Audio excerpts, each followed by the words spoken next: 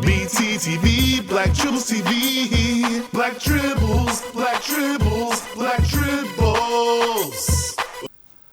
What's going on, y'all? This is Captain Hedge of the BTTV. Once again, let me introduce to you Navigator Mo, Engineer Rabbi, Helmsman JP Battle, and Chief Science Officer Machete Klauser. Today we're going to talk about RoboCop versus RoboCop. Droids, robots, androids, oh my. So, I've seen the original RoboCop back in 1987. I was like 9 years old. I just put my young bull JP onto RoboCop just yesterday.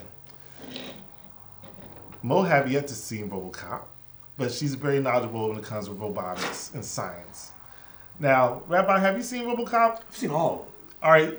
Now, let's not talk about the crappy ones. Anything after the first RoboCop was crappy. We're talking about the first original RoboCop and the new RoboCop. So 1987 versus today. Yes.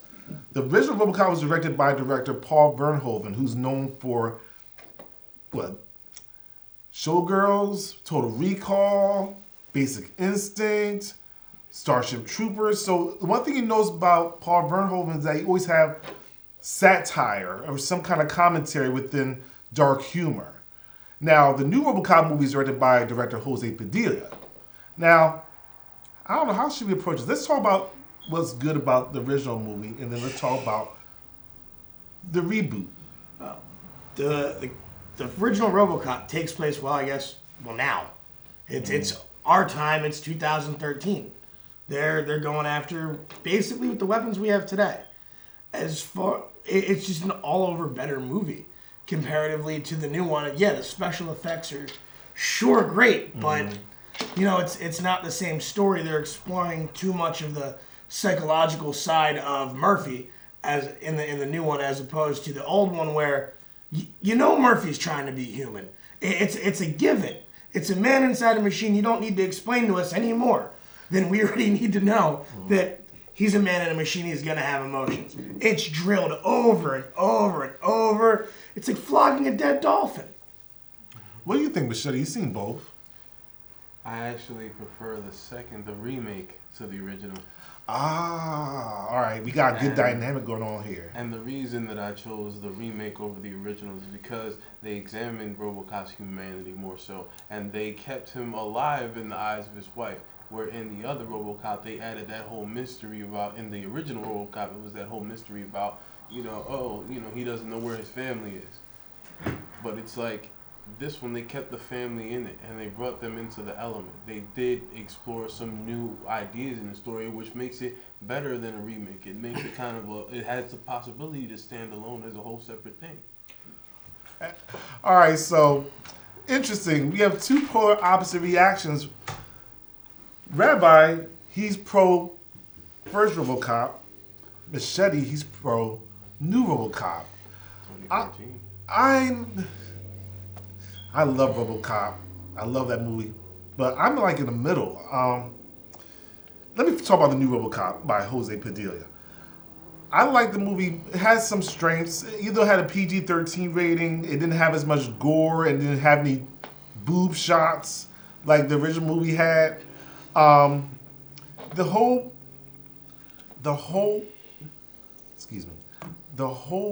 part of him being human being shown first up front, slowly degrading into a machine. But the strength I get for the new RoboCop movie is that it dealt with the psychological issues and with the emotional issues, like what Machete was saying. They explored the whole family dynamic after the traumatic incident. Whereas in the original RoboCop, the family was just an afterthought in Murphy's mind. It seemed as though Murphy's family was like years past. His partner was almost more important in the first one. Yeah, Lewis is more important than the family. Now in the new movie, Lewis is played by African American male, which made it like more of a what's that movie? Lethal Weapon type of vibe with a white cop, black cop. That's the minor part. I don't have no problem. Minus the comedy. Right. That's a comedy. A lot of shooting though. But they explored him, give him antidepressants. they show the process of them giving him nutrients and taking out toxins, which I found interesting. And the part where, spoiler alert, the part where they break down Murphy in the lab piece by piece, and he's like, what do you say? Sweet Jesus. What do you say? Holy Jesus. What do you say, Machete? Holy Christ. Holy Christ. Holy Christ. That was freaky because in the original RoboCop movie, you didn't even know what was really left of Murphy. It was just like his face, skin, and like a piece of a brain. In this movie, they actually show the real, like, applicable means of a cyborg. Like, they saved his brain, his cranium. They cut him to pieces. In this movie, is his actual whole head, and his lungs. brain, his lungs. You need the lungs. You need the hemoglobin circulation from oxygenation of the blood cells. So they kept the lungs in there, and you saw him breathe like, Holy Christ, what do you say? Yeah. Holy Christ. I was going Holy Christ too. So, that was amazing. So spoiler alert. So when they try to upload the whole criminal database into Murphy, that's when he malfunctioned and went from humanized Murphy to RoboCop Murphy. Now, when I showed Jay the original RoboCop yesterday, I just had to say, damn, this movie was just epic. You can't remake this movie, even if you try. And I think they did a good job. It was just Paul Verhoeven. He was a sick, funny dude. I mean, remember that part when the dude got hit into the toxic waste? That still traumatized me since 1987. Look, I'm just gonna give my input on that movie. I haven't seen the remake yet, but from what I saw last night in this original RoboCop, the second one has a lot to live up to because that movie was amazing. I mean, it had everything. It had the violence. It had the drama. It had some comedy in it. It had everything in it that a good movie should have. And just I enjoyed how it, he started off as the cyborg completely, and then after a while his brain started to start functioning again rather than. Because he was just about the law, about what they programmed him to do. But then his brain started to flicker, and that was a good dynamic to me. So it was amazing. I hope when I see the remake, it's as good. The writer's a sick bastard. I have to say that. Who? Paul Verhoeven, the director, or which one? No, the writer of RoboCop. Which It's one? Any of them. It's a sick bastard. They cut Murphy's junk off, man. Oh yeah. The man can't get it ever again. What do they call that? Phantom pains. They're called phantom pains. So he has phantom penis. Right, he's got a phantom penis that he can't use. Phantom penis. He can't whack the phantom. You know what is funny about the new RoboCop? They kept his right hand. Yeah, but they didn't keep his junk. Isn't that an insult? That's kind of crazy though. If you really think about the thought of just RoboCop, period. Just the fact that it's possible and they're already experimenting with it. And what if we have robots enforcing our law one day? Matter of fact, what do you think about this, Mo? What do you think about robots and drones and androids? Say it. Just say it, please. It creeped me out. No, but I just think that it's not a good idea. I mean, technology and robots have helped our society a lot, but I feel like there's a part where you need to draw the line. In situations like crime, you have to have you have to be able to see things and know. It's hard to explain. You robots have to be able don't to have feelings. That's the thing. Robots, they're like very cookie cutter. Like everything is just orderly. They can't really. They don't have empathy. They don't have anything else. And a police officer needs to want to protect and serve out of his heart. That's really what a police officer should do, to want to make a better world. And now, a lot of humans that don't give a shit. A lot of them are doing it wrong. Yes, Most let's be real. When you uptake the job of protecting the law as a cop, you're supposed to want to do that to make the world a better place. And robots just don't even feel that. Robots don't feel they that. don't know how to protect that. And let's be real, robots are man-made, and man ain't perfect already. So if man ain't perfect and robots are made by man, then robots ain't gonna be perfect. And when you give a robot a gun, that's really dangerous. You saw what happened in the first RoboCop with the first robot. The guy, what was his name? You mean Ed 209? He shot up the dude. Yeah, Ed Shooter. He shot up the dude. That was brutal, man. The one thing I definitely did not like about the new RoboCop movie, the moment that they made him all black, it looked like crap.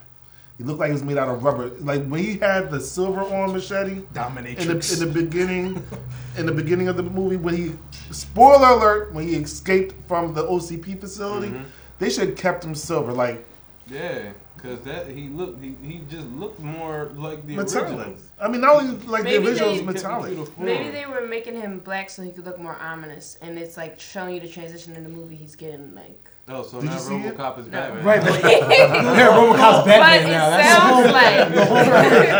The whole point of RoboCop is you don't want him ominous. You want the public to accept him. Yeah, as a so friendly painting face. him black was like opposite. Yeah. The reason why they made him black is so they can make new toys, just like they did that Transformers crap, making all these crappy looking robots. And Shia LaBeouf toy. It's the worst thing I ever seen. They have a Shia LaBeouf toy. Let's get it and shoot it with a BB gun. We'll talk about Transformers in another episode, cause I ain't. So what's y'all feelings of actual real life drones? Like Amazon was talking about making helicopter drones that can drop off your purchases at your front door. They already have drones. So the fact that go ahead. No, go ahead. No, you got it. I like it. I'm gonna sit on top of my roof with a BB gun and grab people's stuff. I think it's a great idea. I think I'm gonna get some free shit out of it. They already have drones though. You know, like they have drones that watch us every day. Okay. I feel like yeah, but they're not low enough to shoot. That's true. I feel like that's stupid because, like I said, there's a certain part we need to draw the line with all the inhuman things because, first of all, nobody likes. Okay, let's say that you don't get your package and then you want to find out how you did. You know there's going to be a whole stupid system where you got to call and then they have to check which number had the package and it's going to be just extra headache. Yeah, it's just an extra headache. Like, and there's nothing worse than like the taking over of technology is just ridiculous. I am so sick of having to call somewhere and have to talk to something that's not a human every time I want to get through. And I press zero, and I can't even get to an operator. Or when I have to like sit here and realize that people are killing the English language by the crappy texting that they do or the crappy statuses that they post on Facebook with the terrible grammar, like they were never taught anything in grade school. Ignorant ideas. Or how about some kid genius taps into his Wi-Fi and programs the drone to be killing people out of fun? Right. There's so many different things that can go wrong. So and there are kids technologically literate enough now to do it too. Yeah, they know how they can just use their iPod and bring it to the Pentagon these days, like, and then they get hired. Right. All right. So, whoa. So to wrap this up. The future is now. I mean, one thing we can actually say about RoboCop, because Jay was asking me last night, what year did this RoboCop movie supposed to take place in? I said, well, I was thinking when I was a kid, maybe in the late 90s or maybe year 2010 or something. Yeah. But like the new movie, it seemed more feasible because, see, in the military, we have military drones now. We have bomb sniffing dogs that are robots? You know what I mean? They have the drones that go in and disarm the bombs and all that stuff. There's going to be sex bots. The Japanese already got sex bots. Of course, it's the Japanese. They always made the good things. Perverts. They got panties and vending machines. So what about? I heard about it. So what about if this takes us away from us learning our own soul? Will all these devices and technologies be a distraction from us evolving in our natural organic selves? And that's a good point. It's also a distraction from the things we need to really be paying attention to in the real news. We're so worried about Kardashians and Kanye and all these people that are false idols, and there are things going down in our government that we don't even know about that can harm us. Life is much stranger than fiction. Life imitates art, art imitates life. What you don't see doesn't mean it's not there. There's a lot of things that we don't know. What you don't know can fill a warehouse. Matter of fact, what we don't know can fill multiverses of universes and dimensions, because that's how much of a gap of knowledge that there is out there from what we know, what we can touch, what we can taste, what we can smell, from what's really out there beyond our own senses. So on that note, thank you for watching BTTV. Hailing frequencies are now closed. Black tribbles, black tribbles, black tribbles.